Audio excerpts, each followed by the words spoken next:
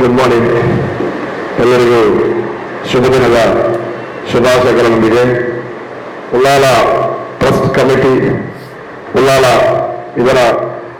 Central committee, ಇದರ ಒಂದು ಬಕ್ರೀದ್ ಹಬ್ಬದ ಪ್ರಯುಕ್ತ ಮಾಧ್ಯಮ ಮಿತ್ರರೊಂದಿಗೆ ವಿಚಾರ ವಿನಿಮಯ ಎಂಬಂತಹ ಒಂದು ಅಭೂತಪೂರ್ವ ಕಾರ್ಯಕ್ರಮದಲ್ಲಿ ನಾವು ಈ ಸಂದರ್ಭದಲ್ಲಿ ಈ ಶುಭ ದಿನ ನಾವಿದ್ದೇವೆ. ಮತ್ತು ಮೊದಲಾಗಿ ಈ ಕಾರ್ಯಕ್ರಮದ ಉದ್ದೇಶ ಮಾಧ್ಯಮ ಮಿತ್ರರು ಮತ್ತು ಈ ಸೆಂಟ್ರಲ್ ಕಮಿಟಿ ಅವರೊಂದಿಗೆ ಹೊಂದಿರುವಂತಹ ಒಂದು ಬಾಂಧವ್ಯವನ್ನು ಹೆಚ್ಚಿಸುವಂತಹ ಒಂದು ಕಾರ್ಯಕ್ರಮವಾಗಿದೆ ನಾವು ಹಮ್ಮಿಕೊಂಡಂತಹ ಕಾರ್ಯಕ್ರಮ. ಮತ್ತು ಈ ಕಾರ್ಯಕ್ರಮದ ಸಭಾಧ್ಯಕ್ಷರು ವಹಿಸಿದಂತಹ ಉಳ್ಳಾಲ ಸೆಂಟ್ರಲ್ ಕಮಿಟಿಯ ಅಧ್ಯಕ್ಷರಾದಂತಹ ನವಾಜುಲ್ಲಾರಿಗೆ ಈ ಕಾರ್ಯಕ್ರಮದ ನಾನು ಸ್ವಾಗತಿಸ್ತಾ ಇದ್ದೇನೆ. ಅದನಂತರ ಈ ಸಂಘದ ಅಧ್ಯಕ್ಷರಾದಂತಹ ವಸಂತ ಎನ್ ಕನಾಜೆ, ಕಾರ್ಯನಿರ್ವಾಹಕರು, ಉಳ್ಳಾಲ ತಾಲೂಕು ಪತ್ರಕರ್ತರ ಸಂಘದ ಅಧ್ಯಕ್ಷರಾದವರನ್ನು ನಾನು ಈ ಕಾರ್ಯಕ್ರಮವನ್ನು ನಾನು ಸ್ವಾಗತಿಸ್ತಾ ಇದ್ದೇನೆ. ಅದನಂತರ ನಮ್ಮ ಟ್ರಸ್ಟ್ನ ಉಪಾಧ್ಯಕ್ಷರಾದಂತಹ ತಾಜಿ, ಇವರಿಗೂ ನಾನು ಸ್ವಾಗತಿಸ್ತಾ ಇದ್ದೇನೆ. ಅದನಂತರ ನಮ್ಮ ಟ್ರಸ್ಟ್ನ ಪ್ರಧಾನ ಕಾರ್ಯದರ್ಶಿಯಾದಂತಹ ಮುಸ್ತಫಾ UK, ಇವರನ್ನು ಸಹ ನಾನು ಸ್ವಾಗತಿಸ್ತಾ ಇದ್ದೇನೆ. ಅದನಂತರ ನಮ್ಮ ಟ್ರಸ್ಟ್ ಸದಸ್ಯರು, ನಮ್ಮ ಕೌನ್ಸಿಲರ್ ಆದಂತಹ ಜಬ್ಬಾರುಲ್ಲಾಲ್, ಇವರನ್ನು ಸಹ ನಾನು ಸ್ವಾಗತಿಸ್ತಾ ಇದ್ದೇನೆ. ಅದನಂತರ ಬಂದಂತಹ ಎಲ್ಲ ನಮ್ಮ ಟ್ರಸ್ಟ್ ಪದಾಧಿಕಾರಿಗಳನ್ನು ನಾನು ಒಂದೇ ಸ್ವಾಗತಿಸ್ತಾ ಮತ್ತು ಎಲ್ಲ ಮಾಧ್ಯಮ ಮಿತ್ರರಿಗೂ, ಎಲ್ಲ ದೃಶ್ಯ ಮಾಧ್ಯಮಗಳಿಗೂ ನಾನು ಸ್ವಾಗತಿಸ್ತಾ ನನ್ನೊಂದು ಸ್ವಾಗತ ಭಾಷೆಯನ್ನು ನಡೆಸ್ತಾ ಇದ್ದೇನೆ.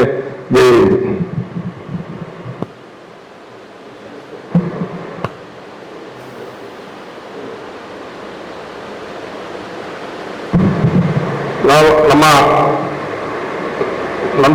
ನಮ್ಮ ಪ್ರಾಸ್ತಾವಿಕ ಭಾಷಣಕ್ಕಾಗಿ ನಮ್ಮ ಕಾರ್ಯದರ್ಶಿಯಾದಂತಹ ಮುಸ್ತಫಾ ಅವರನ್ನು ನಾನು ಬರಮಾಡಿಕೊಳ್ತಿದ್ದೇನೆ.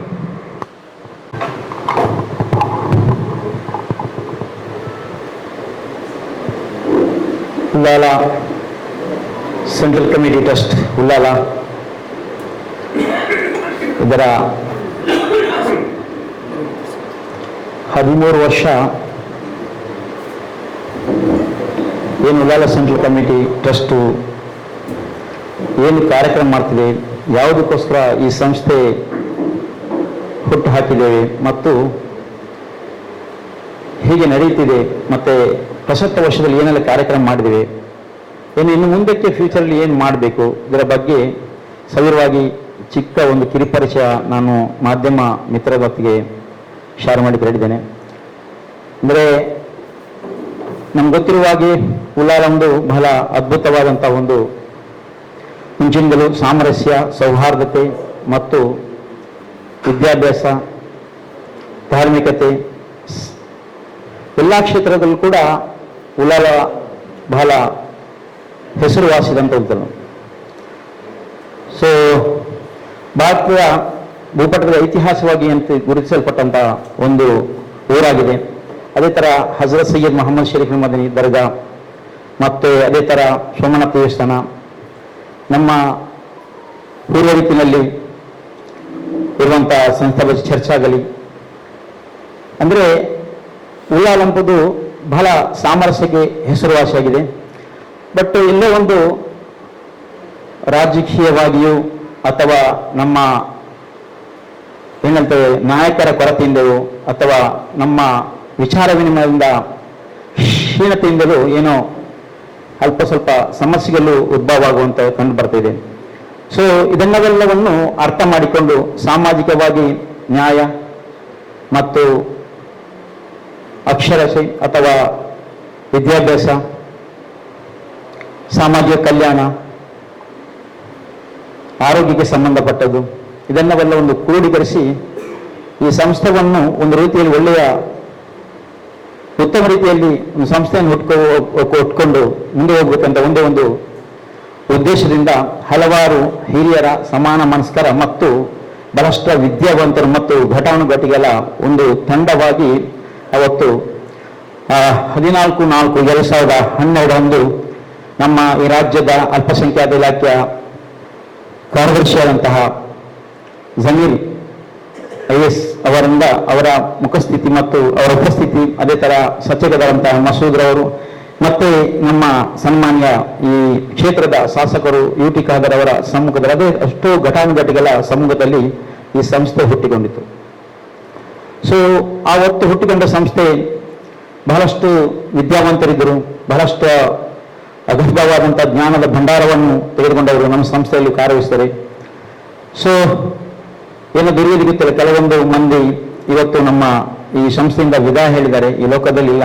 ಸೊ ಅವರನ್ನು ಕೂಡ ಈ ಸಂದರ್ಭದಲ್ಲಿ ನಾನು ಸ್ಮರಿಸ್ತೇನೆ. ಬಿಕಾಸ್ ಅವರ ಆ ನೆನಪು ಮತ್ತು ಅವರು ಈ ಸಂಸ್ಥೆಗೆ ಮತ್ತು ಈ ನಮ್ಮ ಊರಿಗೆ ಕೊಟ್ಟಂತಹ ಕಾಂಟ್ರಿಬ್ಯೂಷನ್ ಕೊಡುಗಲು ಬಹಳಷ್ಟು ಉತ್ತಮವಾಗಿದೆ. ಆ್ಯಂಡ್ ಅದೇ ಥರ ಈ ಸಂಸ್ಥೆಯನ್ನು ಮುಂದಕ್ಕೆ ಹೋಗ್ಬೇಕಂತಲ್ಲಿ ನಾವು ಈ ಸಂಸ್ಥೆಯನ್ನು ಹುಟ್ಟಿಗಾದ ಸಂದರ್ಭದಲ್ಲಿ ಸಾಮಾಜಿಕ ನ್ಯಾಯ ಮತ್ತು ಸಾಮಾಜಿಕ ಕಲ್ಯಾಣ, ಅದೇ ಥರ ವಿದ್ಯಾಭ್ಯಾಸ ಮತ್ತು ಆರೋಗ್ಯ. ಅದು ಯಾಕೆ ಅಂತ ಹೇಳಿದ್ರೆ ನಿಮ್ಗೆ ಗೊತ್ತಿರುವಾಗ ಇದರ ಬಗ್ಗೆ ಜಾಸ್ತಿ ಹೇಳಬೇಕಿಲ್ಲ.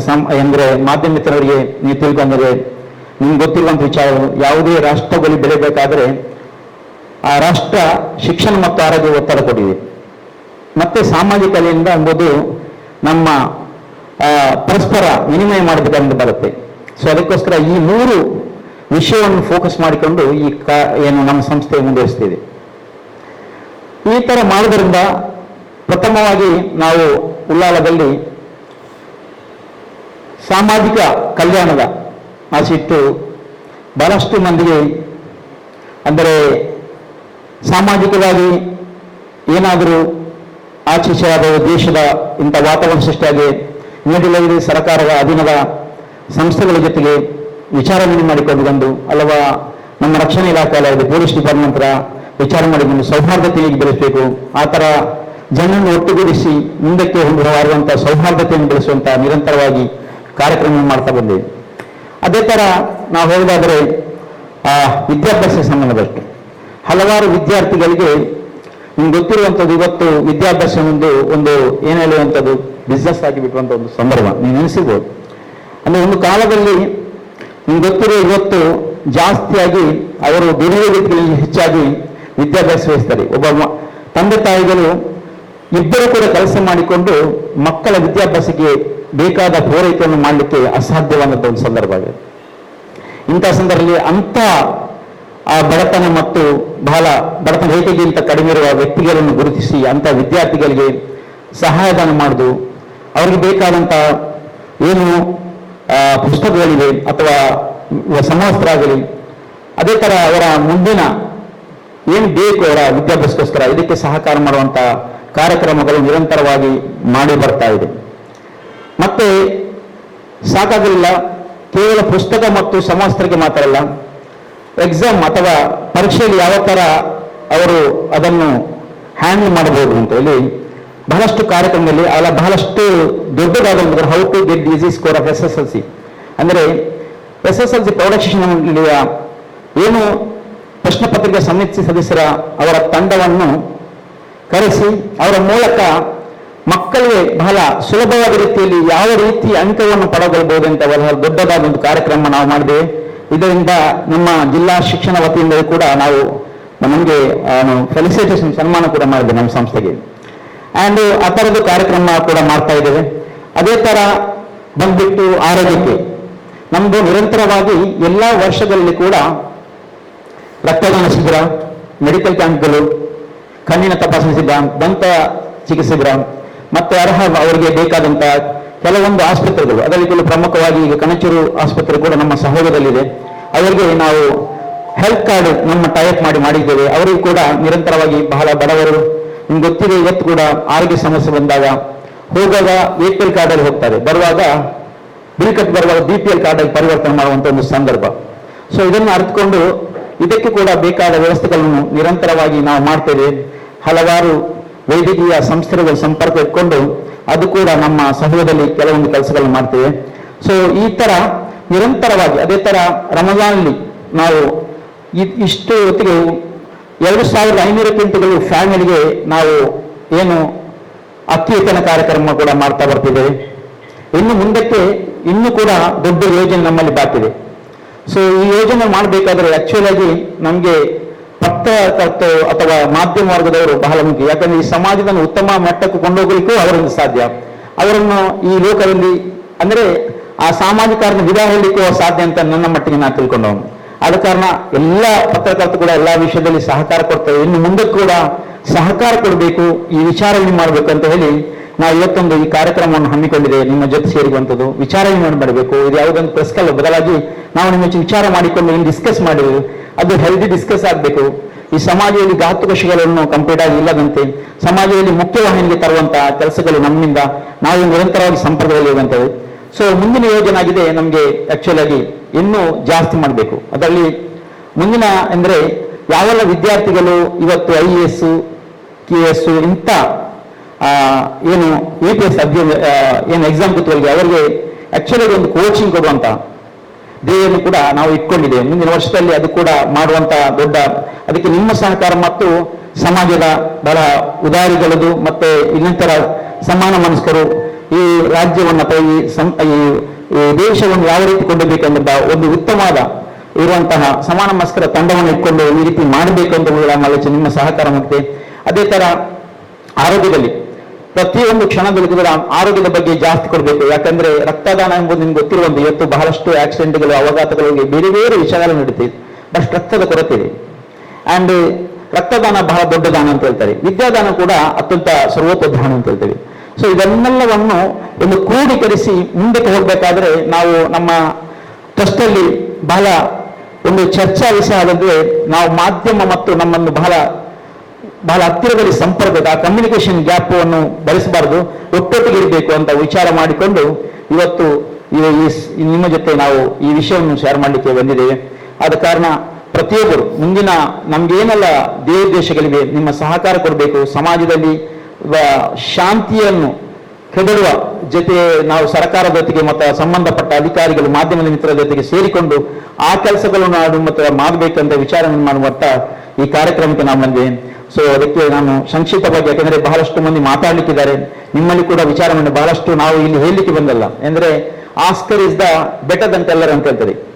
ಅಂದ್ರೆ ಕೇಳುವವರು ಹೇಳುವವರಿಗಿಂತಲೂ ಉತ್ತಮ ಅಂತೇಳಿ. ಆದ ಕಾರಣ ಈ ಒಂದು ಅವಕಾಶಕ್ಕೆ ಧನ್ಯವಾದಗಳು. ಮುಂದಿನ ಇದಕ್ಕೆ ಅನುವು ಮಾಡಿಕೊಡ್ತೇನೆ. Thank you so much.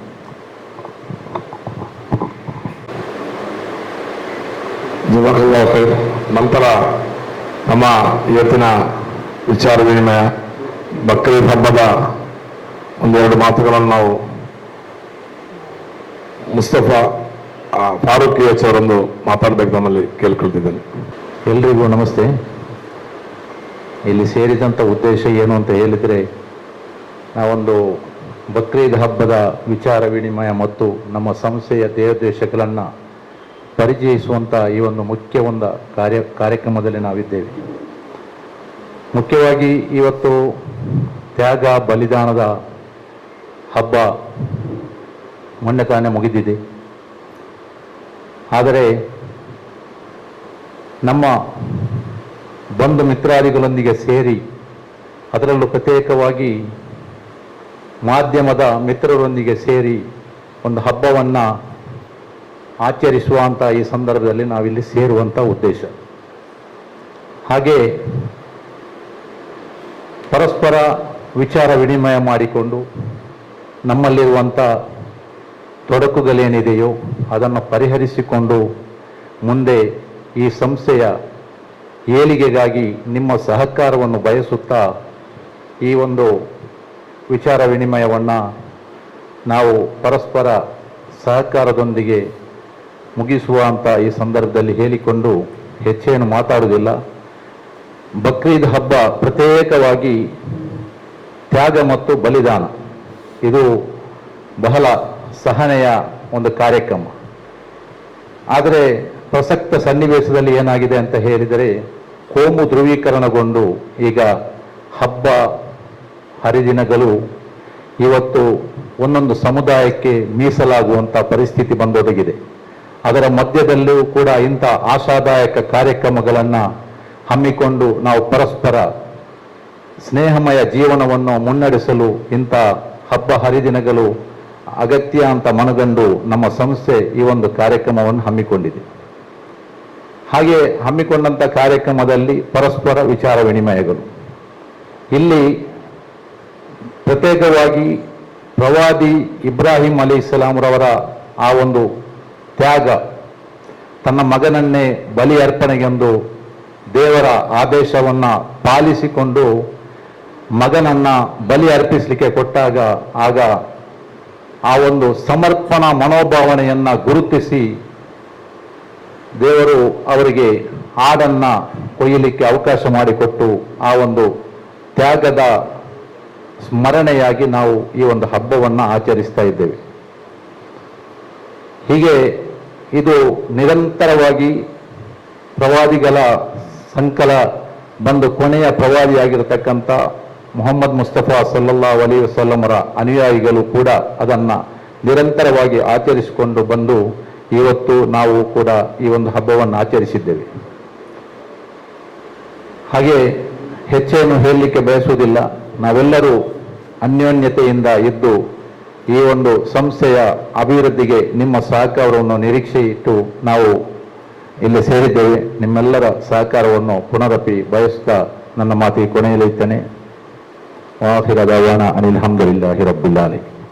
ಧನ್ಯವಾದಗಳು ಫಾರೂಕ್ ಯೇಸ್ ಅವರಿಗೆ. ನಂತರ ನಮ್ಮ ಸೆಂಟ್ರಲ್ ಕಮಿಟಿಯ ಹಿರಿಯ ಮುಸಂದಿ ಸ್ಥಾಪಕ ಸದಸ್ಯರು ನಮ್ಮ ಈಗಿನ ಉಪಾಧ್ಯಕ್ಷರಾದಂಥ ಫವಾದ್ ಅವರೊಂದೆರಡು ಮಾತನ್ನು ಮಾತಾಡಬೇಕು ತಮ್ಮಲ್ಲಿ ಕೇಳ್ಕೊಳ್ತಿದ್ದಾರೆ.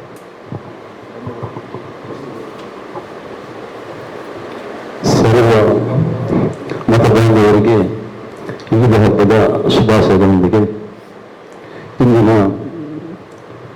ಸೆಂಟ್ರಲ್ ಕಮಿಟಿ ಮತ್ತು ಮಾಧ್ಯಮ ಮಿತ್ರರೊಂದಿಗೆ ಸಂವಾದ ಕಾರ್ಯಕ್ರಮದಲ್ಲಿರುವಂತಹ ಸೆಂಟ್ರಲ್ ಕಮಿಟಿಯ ಸರ್ವ ಪದಾಧಿಕಾರಿಗಳು ಮತ್ತು ಸದಸ್ಯರು ಹಾಗೂ ನನ್ನ ಮುಂದಿರುವ ಮಾಧ್ಯಮ ಮಿತ್ರರು, ಮಾಧ್ಯಮ ಸಂಘದ ಅಧ್ಯಕ್ಷರಾದ ವಸಂತರವರಿದ್ದಾರೆ, ಎಲ್ಲರಿಗೂ ಮೊದಲನೇ ಈದ್ ಹಬ್ಬದ ಶುಭಾಶಯಗಳು.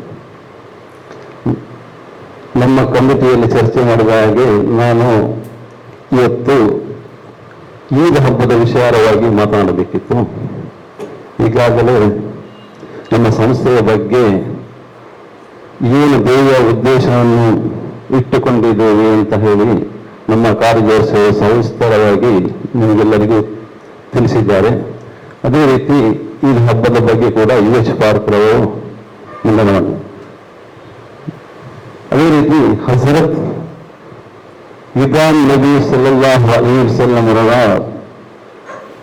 ತ್ಯಾಗ ಮತ್ತು ಬಲಿದಾನದ ಪ್ರತೀಕವಾದ ಈ ಬಕ್ರೀದ್ ಹಬ್ಬವು ನಾವೊಂದು ಅವರ ತ್ಯಾಗದ ಬಗ್ಗೆ ಒಂದು ಮಾತ್ರ ಒಂದು ಹೇಳುತ್ತಾ ನನ್ನ ಮಾತನ್ನು ಮುಕ್ತಾಯ ಮಾಡ್ತೇನೆ. ಏಕೆಂದರೆ ಹಜರತ್ ಇಬ್ರಾಹಿಂ ನಬಿ ಸಲ್ಲಲ್ಲಾಹು ಅಲೈಹಿ ವಸಲ್ಲಂ ಅವರು ಇರುವ ಏಕದೈವ ಆರಾಧರಾಗಿದ್ದರು. ವಿಗ್ರಹ ಆರಾಧನೆಯನ್ನು ಖಂಡಿತವಾಗಿ ಎದುರಿಸುತ್ತಿರುವಾಗ ನಮೂದ್ ಎಂಬ ಒಬ್ಬ ಅಜ್ಞಾನಿ ಇವರನ್ನು ಬೆಂಕಿಯ ಕುಂಡಕ್ಕೆ ಹಾಕಿ ಶಿಕ್ಷಿಸಲ್ಪಡ್ತಾನೆ.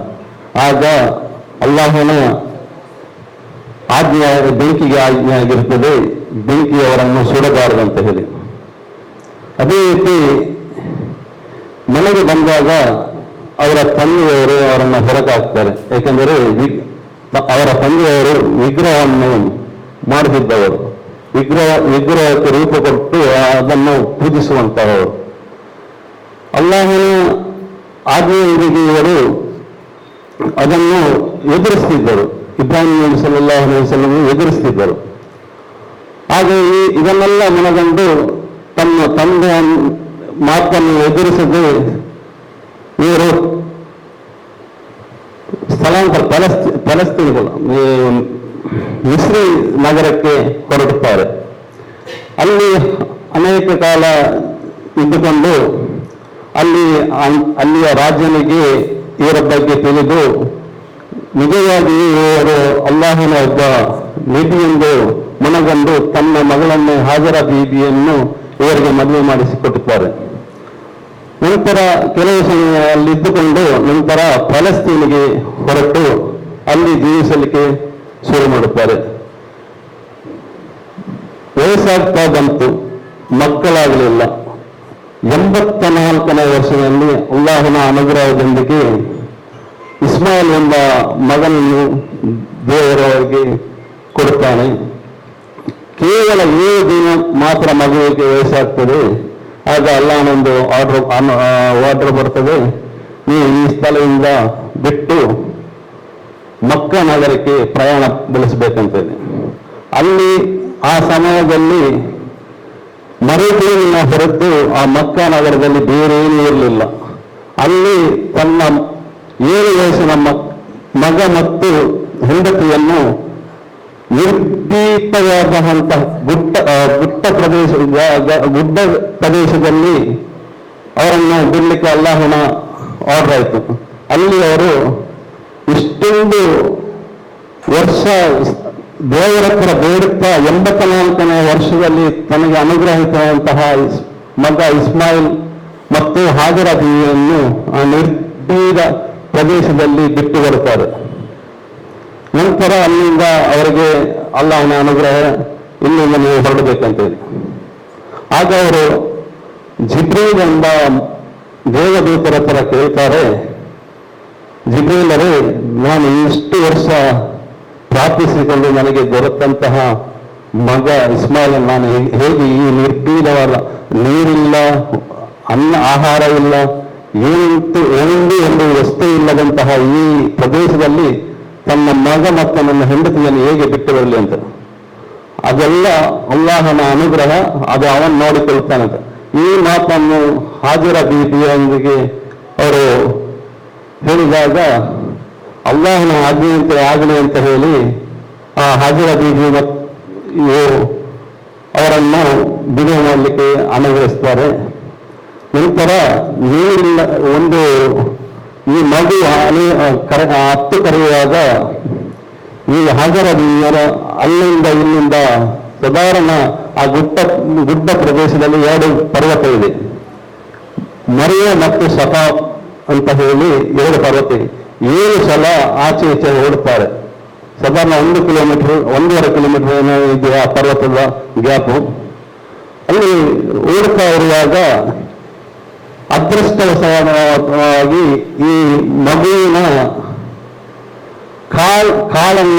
ಕಾಲಿನ ಬಡಿತದ ಮುಖಾಂತರ ಅಲ್ಲಿ ಅದೃಶ್ಯವಾಗಿ ಝಂಝಂ ಎಂಬ ನೀರಿನ ಚಿಲುಮೆ ಆಗ್ತದೆ. ಅದು ಇಂದಿನವರೆಗೂ ನಾವು ಮಕ್ಕಕ್ಕೆ ಹೋದರೆ ಅಲ್ಲಿ ಸಿಗಬಹುದು. ಅಲ್ಲಿ ಆ ಕೆರೆಯ ನೀರು ಬತ್ತಿ ಇರುವುದಿಲ್ಲ. ಅದೊಂದು ಅದೃಷ್ಟವೇ ಸರಿ. ಈಗ ಕೂಡ ನಾವು ಕೂಡ ಮಕ್ಕಕ್ಕೆ ಹೋದಾಗ ಅದನ್ನು ಇಲ್ಲಿ ತಂದು ಸರಿಯ ರೋಗಕ್ಕೂ ಅದನ್ನು ಬಳಸ್ತಾ ಇರ್ತೇವೆ. ಬೇರೆಯಲ್ಲಿ ಮತ್ತೆ ಅದರ ನಂತರ ಈ ಮಗುವಿಗೆ 7ನೇ ವಯಸ್ಸಾಗುವಾಗ ಅಲ್ಲಾಹನ ಅನುಗ್ರಹ ಬರ್ತದೆ, ನೀವು ಆ ಮಗುವನ್ನು ತ್ಯಾಗ ಮಾಡಬೇಕಂತ ಹೇಳಿ. ಆಗ ಹಜರತ್ ನಬಿ ಸಲ್ಲಲ್ಲಾಹು ಅಲೈಹಿ ವಸಲ್ಲಂ ನನಗೆ 84ನೇ ವರ್ಷದಲ್ಲಿ ಈ ಮಗ ಪ್ರಾಪ್ತಿಯಾದ. ಅದು ಕೂಡ ನನ್ನಿಂದ ನೋಡ್ಲಿಕ್ಕೆ 7 ದಿವಸ ಮಾತ್ರ ನಾನು ಅವರ ಒಟ್ಟಿಗೆ ಇದ್ದದ್ದು. ನಂತರ ಅಲ್ಲಾಹನ ಅನುಗ್ರಹ ಅದನ್ನು ಬಲಿಯಾರ್ದು ಕೊಡಬೇಕಂತ ಹೇಳಿ ಇವರ ಸಹನ ಮತ್ತು ತಾಳ್ಮೆಯಿಂದ ಇವರು ಬಂದು ತನ್ನ ಹೆಂಡತಿಯ ತರ ಮತ್ತು ಮಗನ ತರ ಹೇಳ್ತಾರೆ, ಇದು ನಿಮ್ಮನ್ನು ಈ ರೀತಿ ಅರತ್ತುಕೊಂಡು ಬಲಿ ಕೊಡಲು ಅಲ್ಲಾಹನ ಆಜ್ಞೆಯಾಗಿದೆ ಅಂತ ಹೇಳಿ. ಅದಕ್ಕೆ ಇಬ್ಬರು ಕೂಡ ಸಮ್ಮತ ಕೊಟ್ಟು ಆ ಕಾಲದಲ್ಲಿ ಅರದು ಕೊಡುವಾಗ ಅದೃಷ್ಟವತವಾದ ಅಲ್ಲಿ ಒಂದು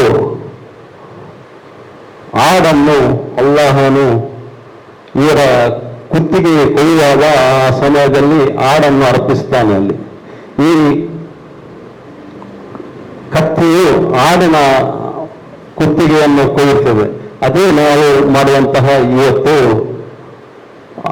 ಒಂಟೆ, ದನ ಅಥವಾ ಆಡನ್ನು, ಕುರಿ ಇಂತಹ ವಸ್ತುವನ್ನು ಅರಿದುಕೊಡುವಂತಹ ಈ ಹಬ್ಬವು ಬಕ್ರೀದ್ ಎಂದು ಹೆಸರು ಬರಲಿಕ್ಕೆ ಕಾರಣ. ಹಾಗಾಗಿ ಮತ್ತೊಮ್ಮೆ ಎಲ್ಲರಿಗೂ ಈ ಸೆಂಟ್ರಲ್ ಕಮಿಟಿಯ ಹಾಗೂ ನನ್ನ ವೈಯಕ್ತಿಕವಾದ ಬಕ್ರೀದ್ ಹಬ್ಬದ ಶುಭಾಶಯಗಳನ್ನು ಮಾತನ್ನು ಮುಕ್ತಾಯಗೊಳಿಸ್ತೇನೆ. ಧನ್ಯವಾದಗಳು ನಮ್ಮ ಉಪಾಧ್ಯಕ್ಷರಾದ ತವಾಜ್ ಅವರಿಗೆ. ನಂತರ ನಮ್ಮ ಪತ್ರಕರ್ತರ ಸಂಘದ ಅಧ್ಯಕ್ಷರಾದ ವಸಂತ ಅವರು ಒಂದು ಮಾತಾಡಬೇಕು ಅಂತ ಹೇಳ್ತೀನಿ.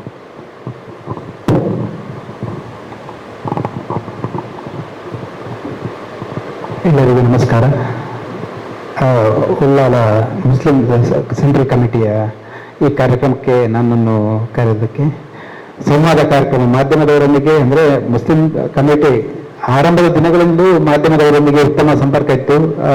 ಭಾರತ್ ಶಾಲೆಯ ಕಟ್ಟಡದಲ್ಲಿ ಪ್ರಥಮ ಸಭೆಯಾದಾಗ ಕೂಡ ನಮ್ಮನ್ನು ಕರೆದಿದ್ರು. ಆಮೇಲೆ ಉಳ್ಳಾಲ ತಾಜ್ಮಹಲಲ್ಲಿ ಇನಾಗ್ರೇಷನ್ಗೆ ಬಂದಿದ್ದೆವು. ನಂತರದ ದಿನಗಳಲ್ಲಿ ನಾವು ಅವರ ಎಲ್ಲ ಸಾಮಾಜಿಕ ಕಾರ್ಯಗಳಿಗೆ ಪ್ರಚಾರವನ್ನು ಕೊಟ್ಟಿದ್ದೇವೆ. ಕಾರ್ಯಕ್ರಮದಲ್ಲಿ ನಾವು ಅಟೆಂಡ್ ಆಗಿದ್ದೇವೆ. ಒಂದು 13 ವರ್ಷದ ಈ ಸಂಘಟನೆ ಒಂದು ಉಳ್ಳಾಲದಲ್ಲಿ ಉತ್ತಮ ಕಾರ್ಯಗಳನ್ನು ಮಾಡ್ತಾ ಇದೆ. ಒಂದು ರೀತಿಯಲ್ಲಿ ಶೈಕ್ಷಣಿಕ ಆರೋಗ್ಯ ಸಂಬಂಧಪಟ್ಟಂತಹ ಕಾರ್ಯಗಳೊಂದಿಗೆ ಈ ಹಬ್ಬದ ಸಂದರ್ಭದಲ್ಲಿ ಬಡ ಕುಟುಂಬವನ್ನು ಗುರುತಿಸಿ ಅವರಿಗೆ ಆರ್ಥಿಕ ಸಹಾಯ ಮಾಡುವುದು ಮತ್ತು ಆಹಾರವನ್ನು ನೀಡುವಂತಹ ಕಾರ್ಯವನ್ನು ಉತ್ತಮ ರೀತಿಯಲ್ಲಿ ಮಾಡುತ್ತಿದೆ.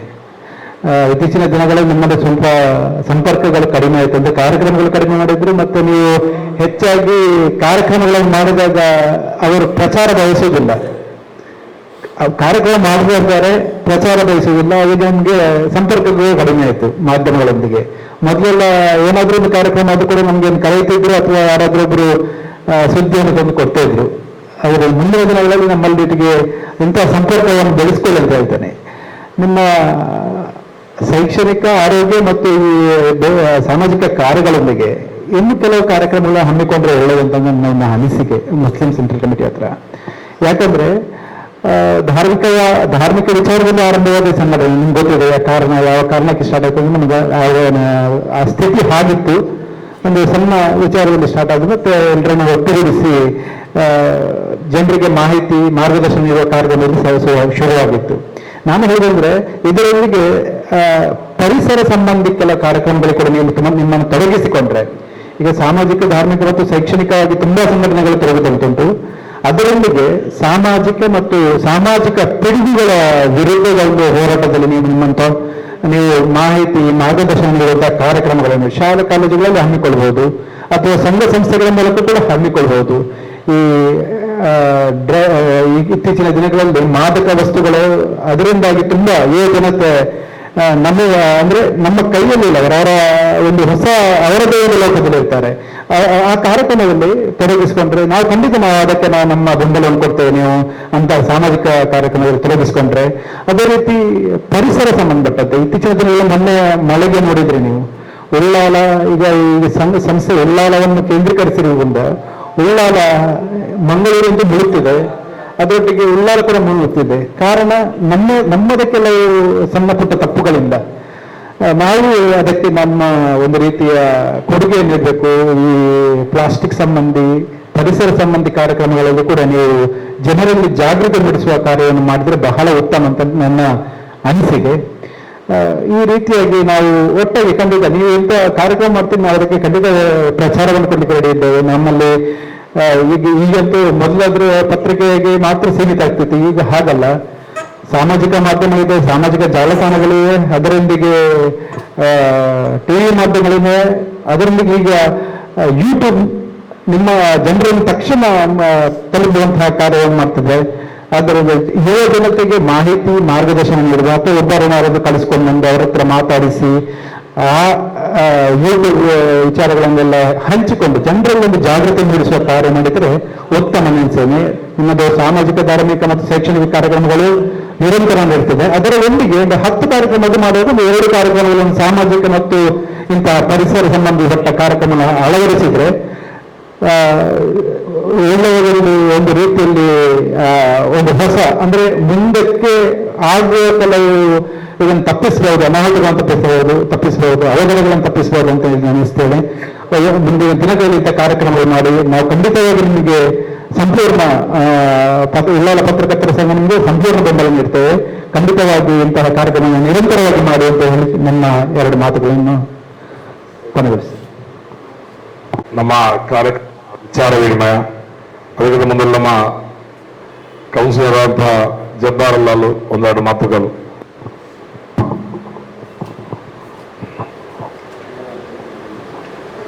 ಬಕ್ರೀದ್ ಹಬ್ಬದ ಪ್ರಯುಕ್ತವಾಗಿ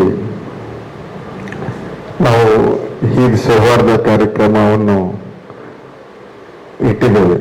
ಅದಕ್ಕೆ ಬಂದಂತಹ ನಮ್ಮ ಎಲ್ಲ ಸದಸ್ಯರಿಗೂ, ಮಾಧ್ಯಮ ಮಿತ್ರರಿಗೂ ಮತ್ತು ಇಲ್ಲಿ ಸೇರಿದ ಎಲ್ಲ ನನ್ನ ಗೆಳೆಯರಿಗೂ ಅಭಿನಂದನೆ ಮತ್ತು ಈದ್ ಹಬ್ಬದ ಶುಭಾಶಯವನ್ನು ಹೇಳ್ತಾ, ಈಗ ನಮ್ಮ ಮಾಧ್ಯಮ ಮಿತ್ರರ ಅಧ್ಯಕ್ಷರಾದ ಒಂದು 2 ಮಾತನ್ನು ಹೇಳಿದರು. ಬಹಳ ಒಂದು ಸಂತೋಷದ ವಿಷಯ. ಯಾಕೆಂತ ಹೇಳಿದರೆ, ನಾವು ನಮ್ಮ ಸಂಸ್ಥೆ ಏನಾದರೂ ಒಂದು ಮಾಡಿದ ಪ್ರಚಾರ ಮಾಡಬೇಕಾದ್ರೆ ಅದನ್ನು ನೀವು ಪೇಪರಲ್ಲಿ, ಟಿವಿಯಲ್ಲಿ ಹಾಕಿದ್ರೆ ಮಾತ್ರ ಅದು ಎಲ್ಲರಿಗೆ ಗೊತ್ತಾಗೋದು. ಅದಕ್ಕೆ ನಾನು ಹೇಳೋದು, ನಿಮ್ಮ ಸಪೋರ್ಟ್ ಇದ್ರೆ ಮಾತ್ರ ನಾವು ಏನಾದರೂ ಒಂದು ಉತ್ತಮ ಕೆಲಸ ಮಾಡಿದ್ದನ್ನು ಜನರಿಗೆ ತಿಳಿಸ್ಬೋದು. ನಾವು ಉಳ್ಳಾಲ ಸೆಂಟ್ರಲ್ ಕಮಿಟಿ ಬಹಳಷ್ಟು ಕಾರ್ಯಕ್ರಮವನ್ನು ಹಮ್ಮಿಕೊಂಡು ಬಂದಿದ್ದೇವೆ. ಅದರಲ್ಲಿ ಧಾರ್ಮಿಕ, ಶೈಕ್ಷಣಿಕ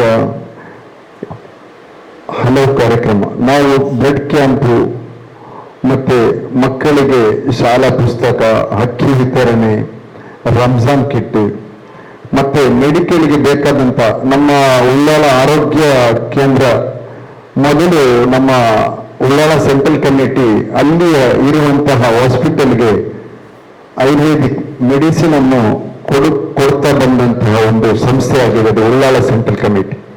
ಅದು ಉಳ್ಳಾಲದಲ್ಲಿ ಯಾರು ಸಹ ಮಾಡಲಿಲ್ಲ ಎಂದು ಹಲವು 10 ವರ್ಷಗಳಿಂದ ಅದು ಮಾಡ್ತಾ ಬಂದಿತ್ತು. ಕಾರಣಾಂತರ ಅದು ಆಗಲಿಲ್ಲ. ಈಗ ನಾನು ಹೇಳೋದು, ನಾವು ಜಂಟಿಯಾಗಿ ನಿಮ್ಮೊಟ್ಟಿಗೆ ಇದ್ದೇವೆ. ನೀವು ನಾವು ನಮಗೆ ಒಂದು ಬಹಳಷ್ಟು ಸಪೋರ್ಟ್ ಮಾಡಿದರೆ ಉಳ್ಳಾಲ ಸ್ವಚ್ಛತೆ, ಈಗ ಉಳ್ಳಾಲದಲ್ಲಿ ಎಲ್ಲಿ ನೋಡಿದ್ರು ಎಲ್ಲ ಕಡೆ, ಹಲವು ಕಡೆ ನೋಡುವಾಗ ರಸ್ತೆಯ ಬದಿಯಲ್ಲಿರುವಂತಹ ಎಲ್ಲ ವೇಸ್ಟ್, ಅದು ನಮ್ಮಲ್ಲಿ ಯಾರಲ್ಲಿ ಸಹ ಇರಬಾರ್ದು. ಅದರಲ್ಲಿ ಇರುವುದೇ ಸಾಂಕ್ರಾಮಿಕವಾಗಿ ರೋಗ ಹರಡೋದು. ಅದಕ್ಕೆ ನಾನು ಹೇಳಿದೆ, ನಾವು ಮತ್ತು ನೀವು ಸೇರಿ, ಇದು ಉಳ್ಳಾಲ ಸೆಂಟ್ರಲ್ ಕಮಿಟಿ ಮತ್ತು ಮಾಧ್ಯಮದವರು ಸೇರಿ ಒಂದು ಸ್ವಚ್ಛತಾ ಕಾರ್ಯಕ್ರಮವನ್ನು ಹಮ್ಮಿಕೊಳ್ಳೋಣ. ಅದಕ್ಕೆ ನೀವು ಒಂದು ಅವಕಾಶ ಕೊಟ್ಟರೆ ನಾವು ಒಂದು ಡೇಟ್ ಫಿಕ್ಸ್ ಮಾಡಿ ನಾವೆಲ್ಲರೂ ಸೇರಿ ಮಾಡುವ ಅಂತ ಹೇಳಿ ನನ್ನ ಮಾತನ್ನು ಕೊನೆಗೊಳಿಸ್ತೇನೆ. ಜೈ ಹಿಂದ್. ಈಗ ಇದರ ಬಕ್ರೀದ್ ಹಬ್ಬದ ವಿಷಯವನ್ನು ಇವರು ಹೇಳಿದರು, ಹಿನ್ನೆಲೆಯನ್ನು ತೋಹಾಜಿ ಅವರು. ಬಕ್ರೀದ್ ಹಬ್ಬದ ಅಂದ್ರೆ ಕೆಲವು ಹಬ್ಬಗಳ ಬಗ್ಗೆ ನಾವು ಸಾಮಾನ್ಯ ಜನರಿಗೆ ಅರಿವು ಮೂಡಿಸುವಲ್ಲಿ ವಿಫಲರಾಗಿದೆ ಎನ್ನುವಂಥದ್ದು ನಿಮಗೆ ಕಾಣ್ತಾ ಇಲ್ವಾ? ಅಂದ್ರೆ ಪ್ರತಿ ಬಾರಿ ಬಕ್ರೀದ್ ಬರುವಾಗ ಪೊಲೀಸ್ ಬಂದೋಬಸ್ತ್ ಹಾಕುವುದು, ಅದನ್ನು ಮಾಡುವುದು, ಇದನ್ನು ಎನ್ನುವಂಥದ್ದೆಲ್ಲ ಇದೆ.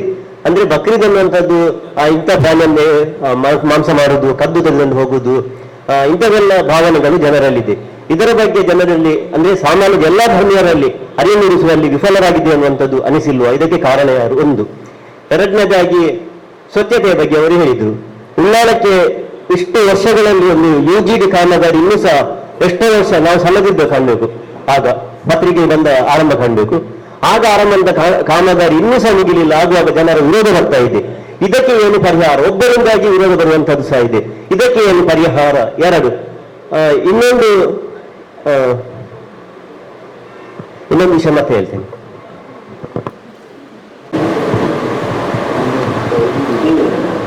ಇನ್ನೊಂದು ವಿಷಯ ನೆನಪಂತು ಮತ್ತೆ ಮರೆಯುತ್ತದೆ. ಉಳ್ಳಾಲದಲ್ಲಿ ಕಾನೂನು ಬಾಹಿರ ಚಟುವಟಿಕೆ ಅಂದ್ರೆ ಹೆಲ್ಮೆಟ್ ಇರುವುದು ತಲೆಗೆ, ನಮ್ಮ ತಲೆಗೆ, ಅದು ಕಾನೂನು. ಉಳ್ಳಾಲದಲ್ಲಿ ಒಬ್ಬರು ಸಹ ಅಂದ್ರೆ 90% ಜನ ಹೆಲ್ಮೆಟ್ ಹಾಕದೆ ಪೊಲೀಸ್ ಠಾಣೆ ಎದುರಲ್ಲೇ ಓಡಾಡ್ತಾರೆ. ಇದಕ್ಕೆ ಹೇಗೆ ಜಾಗೃತಿ ಮೂಡಿಸಲಿಕ್ಕೆ ನೀವು ವಿಫಲರಾಗಿದ್ದೀವಿ ಅನ್ನುವಂಥದ್ದು. ಅನ್ಸಾರ್ ಅವರು ಬಹಳ ಉತ್ತಮವಾದ ಕ್ವಶನ್ ಅನ್ನು ಕೇಳಿದ್ದಾರೆ. ಒಂದು, ಯಾಕೆ ನೀವು ಆ ಒಂದು ಸಮಸ್ಯೆಯನ್ನ ಬಗೆಹರಿಸಲಿಕ್ಕೆ ಪ್ರಯತ್ನ ಮಾಡಿಲ್ಲ ಅಂತ ಹೇಳಿ. ಇದು ಕೇವಲ ಉಳ್ಳಾಲ ಸೆಂಟ್ರಲ್ ಕಮಿಟಿಯ ಒಂದು ಭಾಗ ಮಾತ್ರವಲ್ಲ. ಇದು ಪ್ರತ್ಯೇಕವಾಗಿ ಏನಾಗಿದೆ ಅಂತ ಹೇಳಿದರೆ ಪರಸ್ಪರ ವಿಚಾರ ವಿನಿಮಯಗಳ ಕೊರತೆ, ಅದನ್ನು ನೀಗಿಸುವಂತ ಕೆಲಸ ಇವತ್ತಿಂದ ಆಗ್ತಾ ಇದೆ. ನಾವು ಈ ಸೆಂಟ್ರಲ್ ಕಮಿಟಿ ಏನ್ ಮಾಡ್ತಾ ಇದ್ದೇವೆ ಅಂತ ಹೇಳಿದ್ರೆ, ಬಕ್ರೀದ್ ಅನ್ನುವ ಹಬ್ಬ ಬಂದಾಗ ಪ್ರತ್ಯೇಕವಾಗಿ ಅಲ್ಲಲ್ಲಿ ಬಂದೋಬಸ್ತಿನ ಕಾರ್ಯಕ್ರಮ ಪೊಲೀಸ್ ಇಲಾಖೆ ಮಾಡ್ತಾ ಇದೆ. ಯಾಕೆ ಅಂತ ಹೇಳಿದರೆ ನಿಮ್ಗೆಲ್ಲರಿಗೂ ಗೊತ್ತು, ಮಾಧ್ಯಮದ ಮಿತ್ರರಿಗೆ ಪ್ರತ್ಯೇಕವಾಗಿ ಗೊತ್ತು, ಇದರಲ್ಲಿ ರಾಜಕೀಯ ಅಡಗಿದೆ, ಬೇರೆ ಏನಿಲ್ಲ. ಒಂದು 25 ವರ್ಷ ಹಿಂದೆ ಹೋದಾಗ ಯಾವುದೇ ಪ್ರಾಬ್ಲಮ್ ಇರಲಿಲ್ಲ. ಈಗ ಒಬ್ಬನ ಸೀಟಿಗೋಸ್ಕರ ಈಗ ಧರ್ಮಗಳನ್ನ ಬಲಿ ಕೊಡುವಂತ ಕಾರ್ಯಕ್ರಮಗಳ ಆಗ್ತಾ ಇದೆ. ಇದು ನಿಮಗೂ ಕೂಡ ಗೊತ್ತು. ಹಾಗಾಗಿ ಆ ವಿಚಾರದಲ್ಲಿ ಎಲ್ಲರಿಗೂ ಗೊತ್ತು. ಯಾಕೆಂತ ಹೇಳಿದ್ರೆ ಎಲ್ಲ ಧರ್ಮದಲ್ಲಿ ಕೂಡ ಬಲಿತ್ಯಾಗಗಳು ನಡೀತಾ ಇರ್ತದೆ. ಹಿಂದೂ ಧರ್ಮದಲ್ಲಿ ಇದೆ, ಮುಸಲ್ಮಾನರ ಧರ್ಮದಲ್ಲೂ ಇದೆ. ಅದು ಯಾವ ರೀತಿಯಲ್ಲಿ ಅವರವರ ಚೌಕಟ್ಟಿನೊಳಗೆ ಅವರವರು ಆ ಕೆಲಸವನ್ನು ಮಾಡಿಕೊಂಡು ಹೋಗ್ತಾ ಇದ್ದಾರೆ. ಆದರೆ ಯಾವಾಗ ರಾಜಕೀಯಕ್ಕೋಸ್ಕರ ನಾವು ಬಲಿಯಾಗಲಿಕ್ಕೆ ಪ್ರಾರಂಭವಾಗಿದ್ದೇವ, ಅಂದಿನಿಂದ ಈ ಕಾರ್ಯಕ್ರಮಗಳು ಸ್ವಲ್ಪ ಅಡರು ತೊಡರು ಆಗಿದೆ, ಇಲ್ಲ ಅಂತ ಹೇಳಲಿಕ್ಕೆ ಬರುವುದಿಲ್ಲ. ಇನ್ನೊಂದು ವಿಚಾರ ಏನು ಅಂತ ಹೇಳಿದರೆ,